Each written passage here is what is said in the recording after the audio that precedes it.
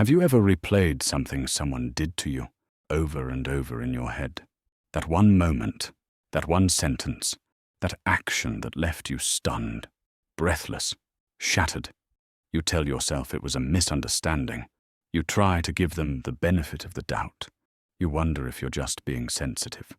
But deep down, something inside you knows. They meant to hurt you. They looked you in the eye and did it anyway. There's a chilling truth most people don't want to face. Sometimes, people who smile to your face harbor silent hatred behind their eyes, and when they finally strike, they do it with precision, not because they lost control, but because they wanted you to feel small, invisible, broken. If a person does this, they don't just dislike you, they despise you, and their goal was never to love you, it was to damage you, on purpose. Let's talk about the psychology of intentional harm and how to recognize it before it destroys you. Intentional harm isn't always loud. It's not always a slap or a scream. Sometimes it's quiet, almost invisible to everyone but you. It's when someone brings up your biggest insecurity during an argument. When they share something personal you once told them in confidence, just to embarrass you. When they leave you out on purpose, but pretend it was an accident. When they humiliate you, then call it a joke. This is not carelessness. This is precision. People who hate you don't always scream it. Instead, they study you. They wait. And when the moment comes, they strike where it will hurt the most. That's how you know. Because no one stumbles into your deepest wound by accident. If someone repeatedly crosses your boundaries, if they mock your values, minimize your pain, or twist your words against you, that is not clumsiness. That is intention. And when harm is intentional, it's not just painful, it's violating. Because it tells you, I see you, I know what matters to you, and I'm going to use that against you. That's the signature of true hatred. And once you recognize it, you'll never see those people the same again. Hate doesn't always look like rage. Sometimes it hides behind smiles, politeness, even affection. Psychologists define hate as more than just anger or dislike. It's a complex emotion that often stems from envy, narcissistic injury, or deep personal insecurity. When someone hates you, it's usually not because of something wrong with you, but because of something right with you. They might hate your confidence because they feel small. They might hate your kindness because it reminds them of their own coldness.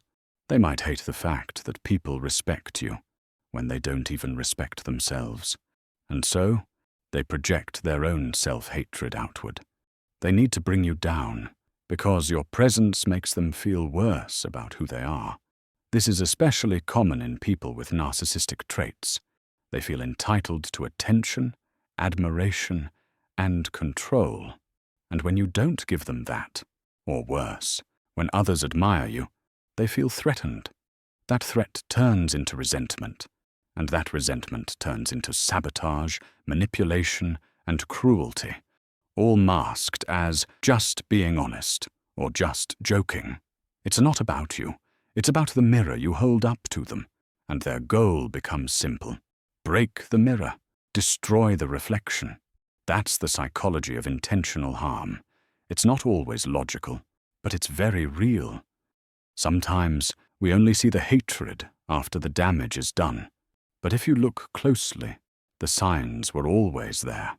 Hate rarely begins with an explosion. It starts small, in ways we're conditioned to ignore.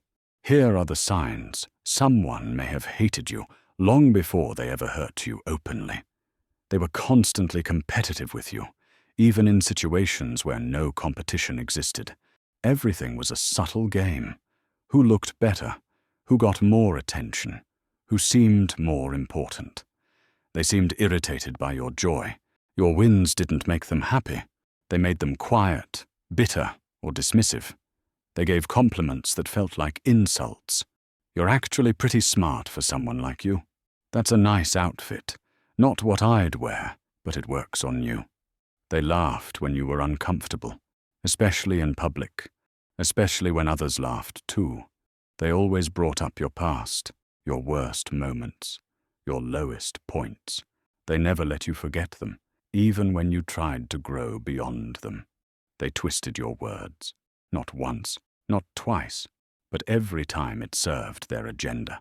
And when you tried to explain, they said, "You're too sensitive." They showed no guilt when you were in pain.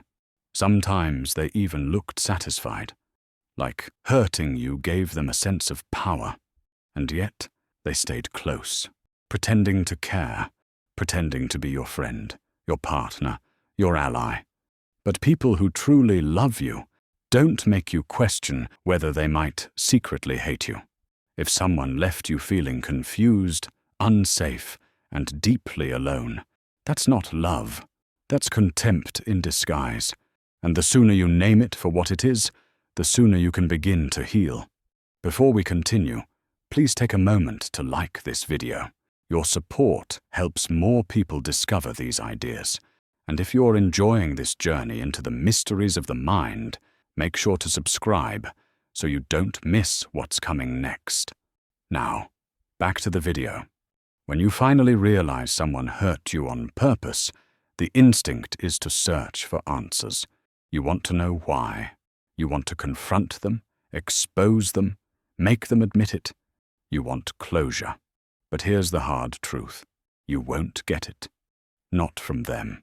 People who intentionally harm you rarely admit it, because that would require self-awareness, accountability, and empathy.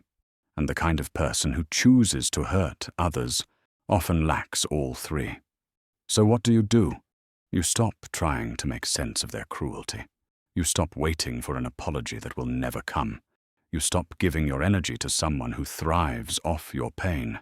Instead, you protect your peace. You draw a line, and this time, you don't explain it. You cut contact or create distance. You stop defending yourself to people committed to misunderstanding you. You remind yourself, if someone could look at you, see your vulnerability, and choose to cause harm, that says nothing about your worth, but it says everything about who they are. You don't need revenge. You don't need to prove them wrong. You only need to walk away, completely, and heal in silence. Because the greatest closure is not an apology. It's the life you rebuild after them. It's the peace you feel when you finally understand. They broke something in you, but they don't get to keep the pieces. The pain of intentional harm doesn't just come from what they did. It comes from who did it. You trusted them. You let them in. You shared pieces of yourself you don't show to everyone. You believed they were safe. And that belief, that illusion of safety, is what makes the betrayal cut so deep. They knew your fears. They knew your wounds. They knew the exact lines not to cross. And they chose to cross them anyway. That's why it's not just hurt, it's devastation. You start to question your own judgment. How did I not see this coming? Was it my fault for trusting them? Am I too sensitive? But the truth is, your sensitivity wasn't the problem. The real issue was that someone saw your light and decided to dim it. And the grief you're feeling? It's not just about the loss of the relationship. It's about the loss of safety, of innocence, of the version of you that still believed they'd never do something like that. You mourn not just what they did, but the part of you they shattered in the process. That's why it hurts, because you were real and they weren't. Some people harm because they are hurting. Others harm because they enjoy control.